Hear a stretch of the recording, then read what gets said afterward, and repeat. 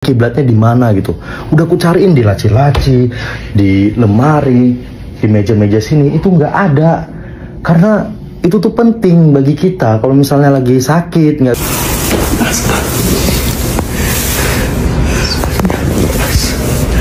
Panas sekali ini, panas. Ini panas sekali sih. Kerap disapa Syekh Sulaiman, bicara mengenai kebiasaan tak baik orang Indonesia.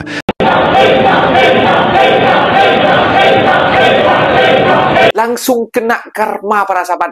Jemaah daripada Indonesia berlekehkan di media sosial tentang arah kiblat di Mekah.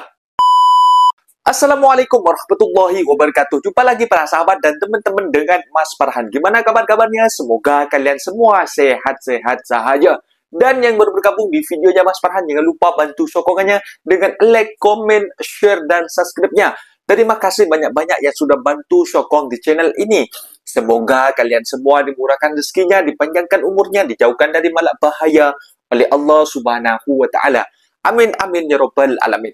Oke para sahabat dan teman-teman, di video kali ini Mas Farhan akan nge-reaction sebuah video yang sudah di-tag di TikTok Mas Farhan tentang jemaah umroh yang daripada Indonesia datang ke Mekah Al-Mukarramah. Mereka seolah-olah membuat candaan di dalam hotel. Mereka mengatakan, kok di sini kok nggak ada arah kiblatnya macam itu. Sedangkan kalau sudah ada di Mekah sana, kita kiblatnya sudah tahu bahwasanya kita harus mengarah ke arah kiblat yang ada Ka'bahnya, ke arah Ka'bah macam itu para sahabat. Dan di sini seorang influencer daripada Indonesia, mereka seolah-olah membuat candaan, langsung dibalas di saat itu juga para sahabat. Mereka itu mengatakan, kok gimana ini ya? Kok di hotel biasanya di Indonesia itu ada arah kiblatnya, di sini kok nggak ada macam itu. Gimana nanti kalau orang sakit mau sembahyang tak tahu arah kiblat macam itu, mau sembahyang di dekat hotel macam itu. Langsung seketika dibalas saat itu para sahabat. Dan juga masih banyak hal-hal yang nyeleneh yang dilakukan oleh jamaah Indonesia di sana. Setiap tahunnya mesti ada para sahabat.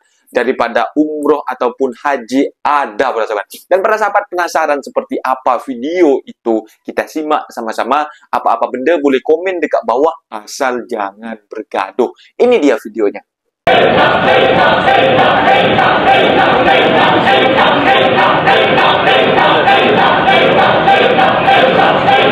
Assalamualaikum warahmatullahi wabarakatuh. Saat ini sedang beredar video isinya zikir bersama. Dan itu terjadi di Al-Madinatul Munawwarah di Masjid Umamah. Itu dilakukan oleh para jamaah umroh dari Indonesia. Mereka melakukan zikir bersama dengan suara yang sangat keras, lantang, dan sekaligus sambil menggerakkan badannya, seperti yang ada di video ini.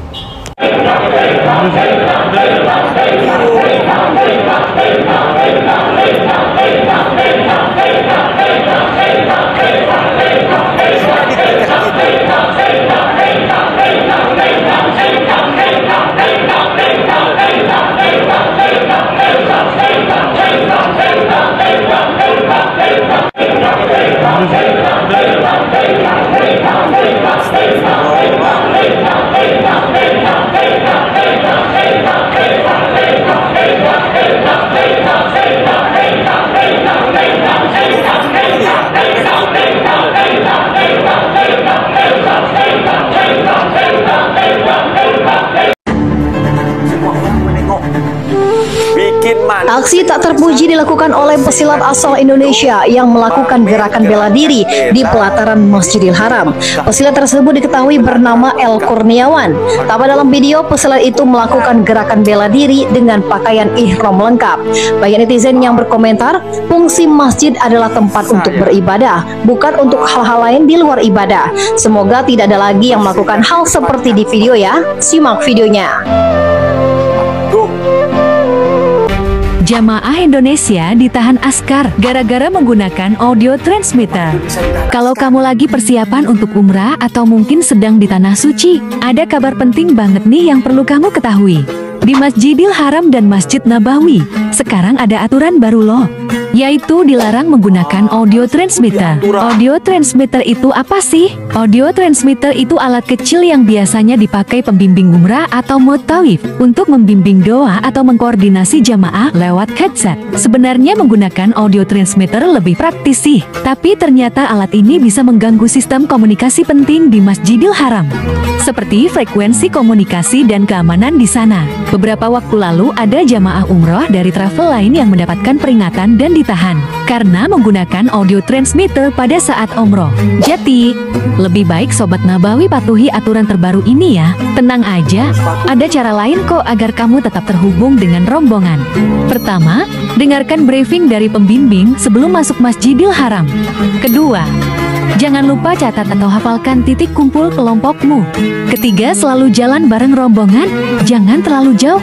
Nah, terkait hal ini, gimana nih tanggapan Sobat Nabawi pro atau kontra dengan adanya larangan ini? Waduh, terowongan suci di daerah Jawa Barat yang dianggap bisa tembus ke Mekah diliput oleh berita internasional. Terlihat jelas bagaimana mereka menyoroti kepercayaan masyarakat bahwa ada pendahulu mereka yang pernah ke Mekah lewat gua ini. Bahkan air di dalamnya dianggap suci. Yap, pasti beberapa dari kamu sudah pernah mengetahui berita tentang gua di daerah Jawa Barat yang dinamakan dengan Gua Safarwadi. Gua ini diyakini oleh masyarakat setempat bisa tembus ke Mekah karena pernah dilakukan oleh pendahulunya, yaitu Syekh Abdul Muhyi dan para pengikutnya. Mereka bisa tembus ke Mekah entah bagaimana caranya. Namun hal ini dipercaya oleh masyarakat dan didatangi secara terus-menerus. Menurut kepercayaan masyarakat, jika kepala kamu bisa masuk ke dalam lubang di sebuah batu di dalam gua tersebut, maka kamu bisa pergi haji. Menurut penuturan warga setempat, mereka sangat ingin melakukan haji, jadi mereka mencoba saja. Bahkan air yang mengalir di dalam gua tersebut dianggap suci oleh warga sekitar. Nah, menurut ahli antropologi, sebenarnya fenomena ini merupakan bentuk reaksi masyarakat yang benar-benar menginginkan kegiatan haji yang sangat berharga. Namun, harga untuk haji beneran sulit dijangkau sehingga muncullah kegiatan ini. Gimana menurut kamu, teman-teman? Surat terbuka untuk sub travel. Ini aku lagi umroh bareng keluarga, umroh private sama sub travel pakai jasanya dia. Terus sub travel ngasih kamar, nggak ada tanda panah kiblatnya. Wah, kacau ini. Udah aku cariin di atas plafon, nggak ada. Di sini ada mini kitchen ya. Di atas plafon sini nggak ada. Di lemari sini nggak ada tanda panah kiblatnya di mana. Apalagi di kamar utamanya ini nggak ada tanda panah kiblatnya. Di Indonesia aja tiap hotel ada loh tanda panah kiblatnya di mana gitu. Udah aku cariin di laci-laci, di lemari, di meja-meja sini itu nggak ada. Karena itu tuh penting bagi kita. Kalau misalnya lagi sakit nggak bisa ikut jamaah, ya sholat di kamar. Yang penting sholat gitu, nggak apa-apa. Terus kalau nggak ada tanda panah kiblatnya, aku harus ngarah kemana gitu. Aduh, bingung juga. Masa kayak gini hotelnya? Jadi kalau misalnya aku mau sholat lagi sakit atau Dita lagi sakit, itu mau sholat ngarah kemana? Nggak ada tanda panah kiblatnya. Kalian ada nampak di mana arah kiblatnya? Ini tolong dong, Sub Travel, jangan mentang-mentang kami bayarnya murah dikasih kamar kayak gini. Wow. Viralkan, bahaya nih.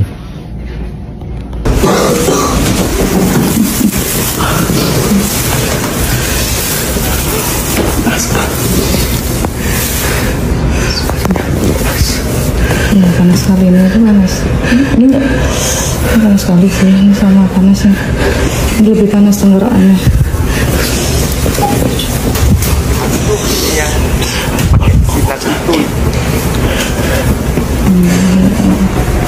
Ini udah masuk.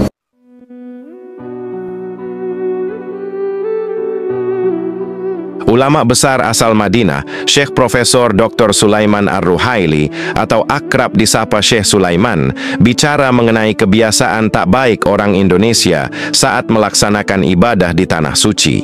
Sebab alih-alih berdoa atau beribadah, mereka malah asik mengambil foto dan video saat di Tanah Suci. Syekh Sulaiman secara tak langsung menjelaskan, momen ibadah di Tanah Suci seharusnya digunakan sebaik-baiknya untuk mendulang pahala, bukan malah pamer foto dan video sana-sini. Bahkan saat penceramah menyampaikan khutbah Jumat di Masjid Nabawi, dia pernah melihat ada beberapa jamaah Indonesia yang tak mendengarkan, malah sibuk mengambil foto selfie dan video pribadi. Tak diragukan lagi, kecenderungan manusia berfoto ria semakin nampak jelas. Bahkan di Masjid Nabawi dan Masjidil Haram malah asik selfie, ujar Syekh Sulaiman. Lebih jauh, guru besar di Universitas Islam Madinah itu menambahkan, berfoto ria saat melakukan ibadah haji memang kerap dilakukan banyak orang. Namun hal tersebut tentu kurang beradab, sebab tujuan mereka datang ke tanah suci semestinya untuk beribadah, bukan mengabadikan momen selfie. Syekh Sulaiman mengaku heran melihat jamaah haji Indonesia. Bahkan Syekh Sulaiman berkisah, pernah suatu ketika dia bertemu jamaah haji Indonesia yang berpose sedang berdoa, kemudian salah seorang temannya memotretnya. Hal tersebut menurutnya merupakan kebohongan besar. Dia pura-pura berdoa hanya demi kepentingan foto.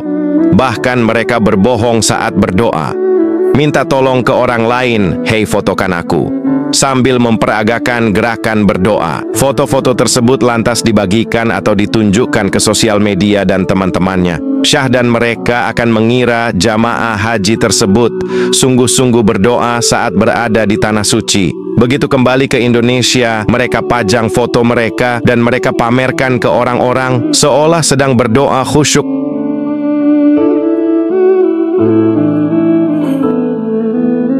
Larangan bersuah foto berlaku di Masjidil Haram Mekah dan Masjid Nabawi Madinah. Larangan ini secara resmi dikeluarkan oleh Kementerian Luar Negeri Arab Saudi sejak 12 November 2017. Pemerintah Arab Saudi menilai larangan selfie tersebut akan menghindarkan berbagai gangguan bagi jamaah yang ingin beribadah dengan khusyuk. Hingga tahun 2025 ini, para askar dan petugas keamanan di kedua masjid itu tak mentolerir orang-orang yang gemar memotret dan bersuah foto. Petugas keamanan diinstruksikan untuk menyita kamera jika hal tersebut diperlukan. Demikian bunyi pernyataan itu sebagaimana di...